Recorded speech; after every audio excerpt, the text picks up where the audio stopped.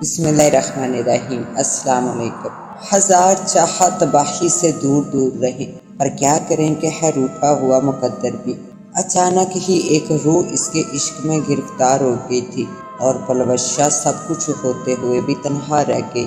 آج پلوشہ کا اس اسکول میں پہلا دن تھا۔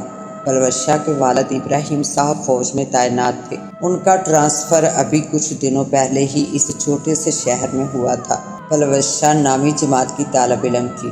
درمیانے قد کے لمبے سیاہ گھنے بال، ذہانت سے چمکتی بڑی بڑی آنکھوں نے اسے اور حسین بنا دیا تھا۔ وہ صبح سویرے آنکھوں میں نئی صبح کی امید لیے ارد گرد کا نظارہ کرتی ہوئی اپنے نئے اسکول کی جانب جا رہی تھی۔ یہ چھوٹا سا اسکول بالکل شہر کے بیچ بنا تھا۔ اس کے دائیں طرف کافی پرانا قبرستان تھا۔ قبرستان کے دائیں طرف ایک جگہ بنی تھی جہاں لوگ اپنے گھر کا کچرا اور مردہ جانور وغیرہ لا کر پھینک دیتے تھے، جبکہ اسکول کے بائیں طرف ایک میدان تھا جو پہلے سکھوں کی رہائش گاہ تھا، مگر تقسیم کے وقت جو فساد ہوئے اس میں کافی سکھوں کا قتل ہوا۔ اس کے بعد سے یہ خالی میدان تھا۔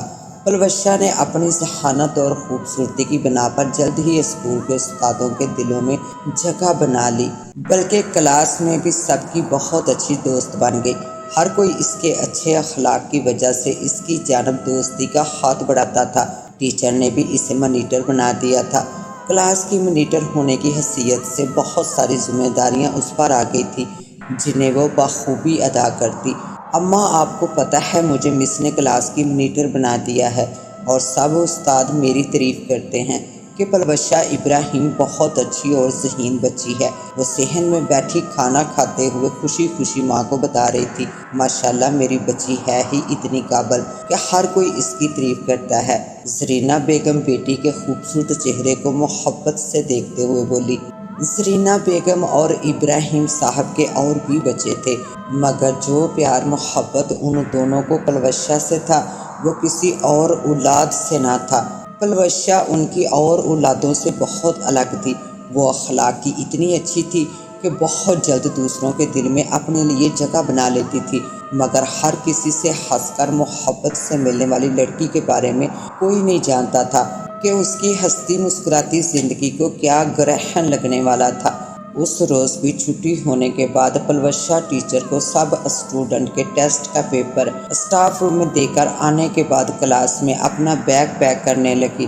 بیگ پیک کرتے ہوئے اس کو یوں لگا کہ کلاس میں کوئی آیا ہے۔ اس نے مڑ کر دیکھا تو کوئی بھی نہ تھا۔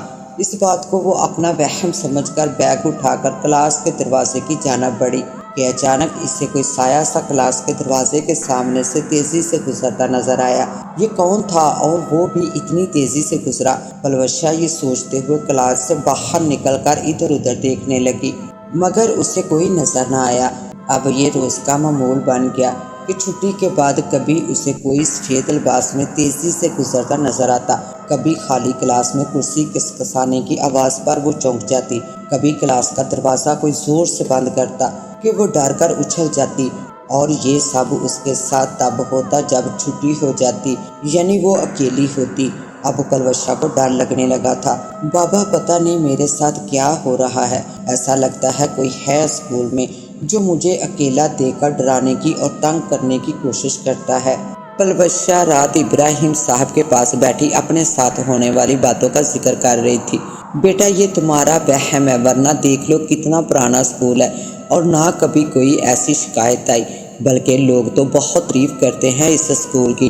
ابراہیم صاحب بیٹی کو تسلی دیتے ہوئے بولے، بابا اسکول بہت اچھا ہے، میں اسکول کو نہیں بول رہی، پر جو میرے ساتھ سب کچھ ہو رہا ہے میں آپ کو بتا رہی ہوں۔ دیکھو بیٹا، اچھی بری چیزیں تو ہر جگہ ہوتی ہیں، ان سے تو انکار نہیں کہ یہ موجود نہیں، بعض دفعہ یہ اپنا آپ ظاہر کر جاتی ہیں، مگر ان سے ڈرنے کی ضرورت نہیں۔ تم اشرف المخلوقات میں سے ہو، اور انسان کو اللہ نے تحفے میں اپنا کلام پاک عطا کیا ہے جو ہر ڈر ہر پریشانی میں ہمارا ساتھی ہے۔ ابراہیم صاحب بیٹی کے سر پر پیار سے ہاتھ پھیرتے اسے سمجھاتے ہوئے بولے تھے۔ موسم صبح سے ہی خراب تھا، لگ رہا تھا بہت طوفانی بارش ہونے والی تھی۔ اس روز پلوشہ کا بہت ضروری ٹیسٹ تھا، ورنہ موسم کے تیور دیکھ کر اس کا دل نہیں تھا کہ وہ اسکول جائے۔ آج اتنے برس گزر جانے کے بعد بھی پلوشا سوچتی ہے کہ کاش وہ اس دن اسکول نہ گئی ہوتی، نہ اس کی زندگی میں اتنا بھونچال آتا۔ بس یہیں سے پلوشا کی زندگی بدلی تھی۔ یار کیا فائدہ ہوا آ جانے کا، مس تو آئی نہیں، سیما بیزار لہجے میں پلوشا سے بولی۔ ٹھیک بول رہی ہو، آج تو دل میرا بھی نہ تھا آنے کا، اوپر سے دیکھو بچے بھی کتنے کام آئے ہیں، ہم ہی پاگل تھے جو آگے ایسے موسم میں۔ پلوشا کھڑکی سے باہر برستی طوفانی بارش کو فکر مندی سے دیکھ رہی تھی۔ مجھے تو فکر ہو رہی ہے پلوشا، ہم گھر کیسے جائیں گے، کیونکہ جس راستے سے ہم گھر جاتے ہیں ادھر سے تو گزر بھی نہیں سکتے، اتنا پانی ہے وہاں۔ اچھا چلو تو دیکھتے ہیں نکل کر۔ پلوشا اس کا ہاتھ پکڑ کر اسکول سے باہر لے آئی۔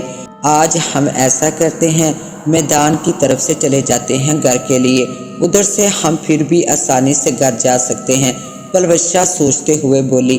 مگر پلوشا ادھر سے تو کوئی بھی نہیں گزرتا۔ سیما خوفزدہ لہجے میں پلوشا کو دیکھتے ہوئے بولی، ارے یار کچھ نہیں ہوتا، چلو نا۔ وہ سیما کا ہاتھ پکڑ کے اتنی تیز بارش میں میدان کی طرف چل دی۔ میدان سے گزرتے ہوئے ایک سرد سی لہر تھی جو پلوشا کو اپنی ریڑھ کی ہڈی میں اترتی محسوس ہوئی۔ کیسی ہو پلوشا کی سرگوشی اسے اپنے کانوں میں صاف سنائی دی۔ اس نے گھبرا کر اپنے اطراف میں دیکھا مگر وہاں ان دونوں کے سوا کوئی نہ تھا۔ اب پلوشا پر گھبراہٹ طاری ہو گئی۔ وہ سیما کا ہاتھ پکڑ کر تیز تیز قدموں سے اس میدان سے نکل کر گھر کی جانب بڑھ گئی۔ گھر آنے کے بعد پلوشا پر ایک عجیب کیفیت تھی جس کو وہ سمجھ نہیں پا رہی تھی۔ رات کے کسی پہر اس کی آنکھ کھلی تو اس کو سردی کا احساس ہونے لگا۔ وہ ابھی یہ سوچ ہی رہی تھی کہ ابھی اٹھ کر چادر لیتی ہوں کہ اس کی آنکھ لگ گئی، مگر اچانک ایک عجیب سے احساس پر اس کی آنکھ کھل گئی تو اس نے اپنے اوپر تنی سفید چادر کو دیکھ کر ڈر گئی اور اٹھ کر بیٹھ گئی۔ یہ کس نے اڑائی مجھے، اور یہ تو ہمارے گھر کی چادر بھی نہیں۔ وہ چادر کو بغور دیکھتے ہوئے بولی اور ڈر کر وہ چادر دور پھینک دی۔ پھر اس کو نیند آ گئی تھی اور جب صبح بیدار ہوئی تھی تو وہ چادر کمرے سے غائب تھی۔ اس روز کلاس میں پلوشا کو اپنی طبیعت ٹھیک نہیں لگ رہی تھی، نہ پڑھنے کو اس کا دل چاہ رہا تھا۔ وہ اسکول میں سارا وقت غیب دماغی سے رہی۔ چھٹی کے وقت کلاس بند کرتے ہوئے اس کی نظر اندر کلاس میں پڑی تو دہشت سے اس کی آنکھیں پھٹ گئی۔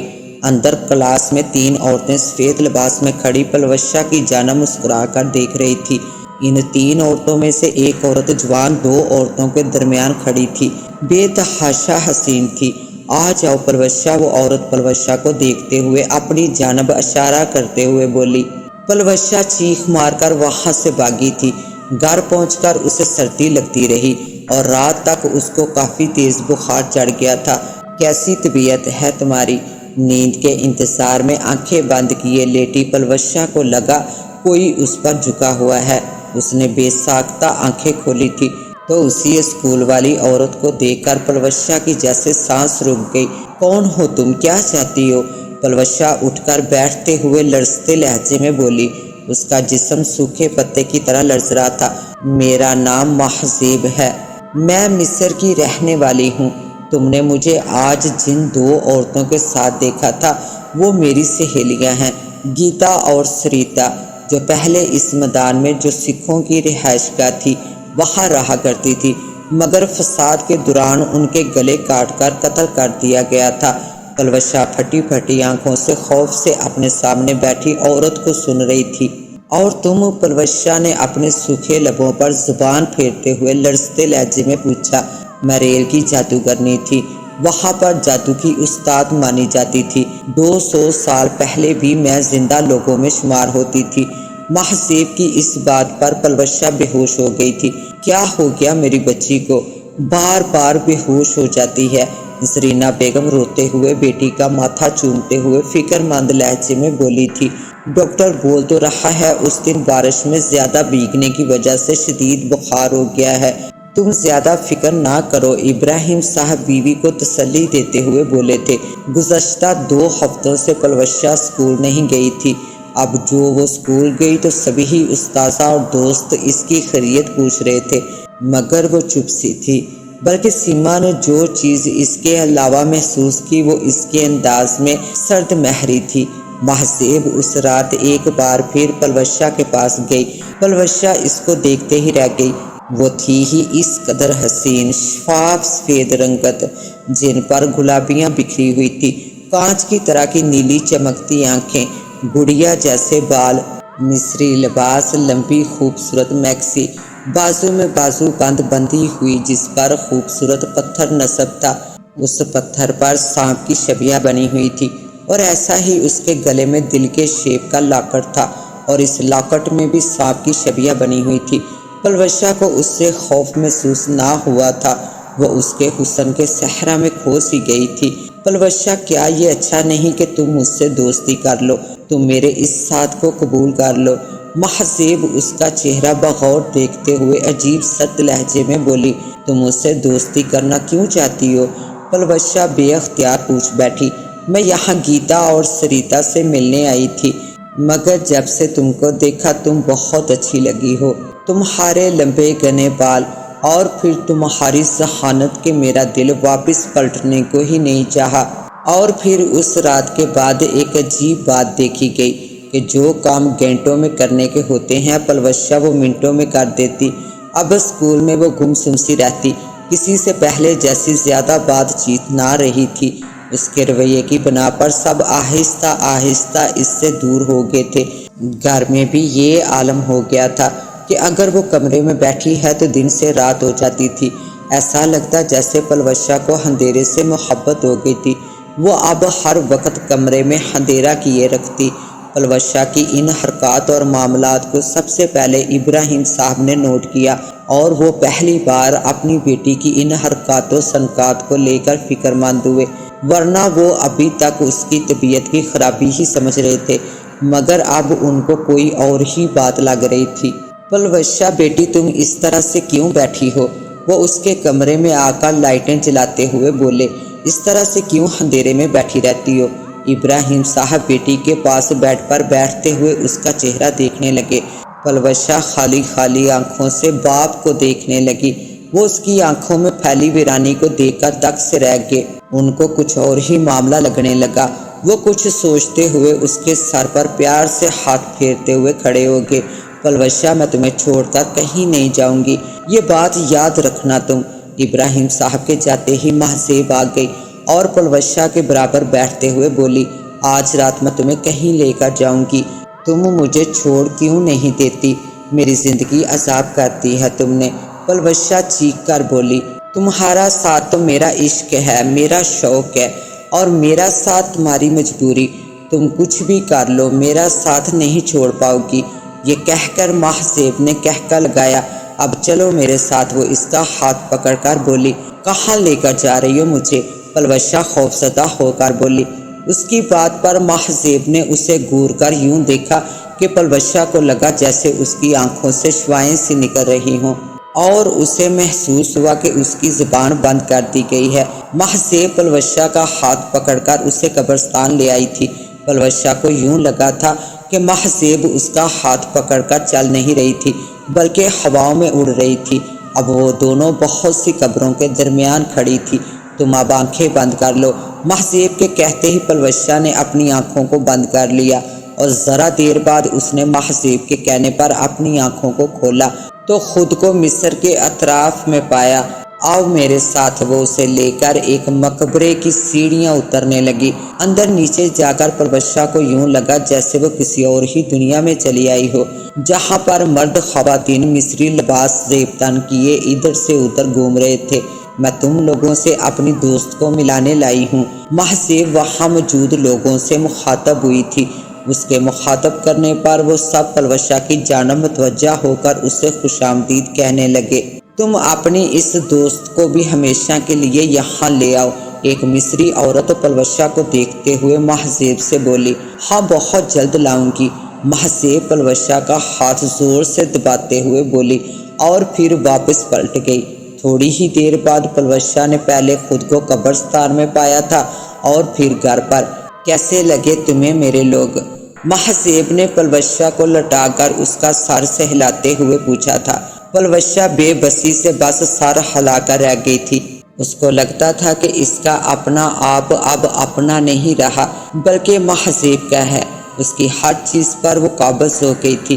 پلوشہ اپنی زبان سے کسی کو اپنے اوپر بیتنے والی باتیں نہیں بتا پاتی تھی، اور پھر دیکھتے ہی دیکھتے وہ نیند کی گہری وادیوں میں اتر گئی تھی۔ رات کے کسی پہر ابراہیم صاحب کی پیاس کی شدت سے آنکھ کھلی۔ وہ کچن میں پانی پی کر واپس پلٹ رہے تھے کہ کچن کے دروازے میں کھڑی عورت کو دیکھ کر ڈر گئے تھے۔ کون ہو تم؟ انہوں نے کانپتی آواز میں پوچھا تھا۔ میں محضیب ہوں، پلوشہ کی دوست، آپ کو یہ خبردار کرنے آئی ہوں کہ آپ اگر مجھے اس سے دور کریں گے تو نتائج کے خود ذمہ دار ہوں گے۔ وہ ان کو دھمکی دے کر غائب ہو گئی تھی۔ ابراہیم وہیں کھڑے کھڑے پسینے میں بھیگ گئے تھے۔ وہ آج ہی تو عشاء کی نماز کے بعد مولوی صاحب سے ملے تھے اور پلوشہ کی کیفیت بتا کر انہیں گھر آنے کو کہا تھا۔ وہ پوری رات ابراہیم صاحب کی آنکھوں میں کٹی تھی۔ انہیں خود سے زیادہ اپنی بیٹی کی فکر تھی کہ اس کو کچھ نہ ہو جائے۔ فجر کے وقت جا کر آنکھ لگی تو صبح عجیب سے شور سے ان کی آنکھ کھلی تھی۔ یہ شور کیسا ہے؟ کمرے سے باہر آ کر انہوں نے پوچھا تھا۔ آپ خود چل کر دیکھیے۔ زرینہ بیگم کے چہرے پر گھبراہٹ اور آنکھوں میں آنسو تھے۔ ان پرندوں کو کسی نے بری طرح سے کاٹ کر نہایت درندگی کے ساتھ ڈالا ہوا تھا۔ ابراہیم صاحب سمجھ گئے یہ سب محضیب کا کیا ہے، اور اس کی دھمکی صرف دھمکی نہ تھی، اس نے ان کو یہ سب کر کے دکھایا تھا۔ ابراہیم صاحب فوراً ہی مسجد گئے تھے اور مولوی صاحب کو ساری تفصیل بتائی تھی۔ مولوی صاحب نے ظہر کی نماز کے بعد ان کے گھر آنے کا وعدہ کیا تھا۔ مولوی صاحب کے گھر میں آتے ہی پلوشہ جو اپنے کمرے میں تھی بری طرح سے چیخنے اور چلانے لگی تھی۔ اس کے منہ سے ایسی آوازیں نکل رہی تھی جیسے کوئی جانور ذبح کر رہا ہو۔ اس کے سب بہن بھائی خوف سے اس کو دیکھ رہے تھے۔ زرینہ بیگم کا بیٹی کی حالت دیکھ کر رو رو کر برا حال تھا۔ مولوی صاحب کلام پاک پڑھتے ہوئے پلوشہ کے کمرے میں داخل ہوئے کہ اچانک پلوشہ نے ان پر حملہ کر کے ان کو زخمی کر دیا۔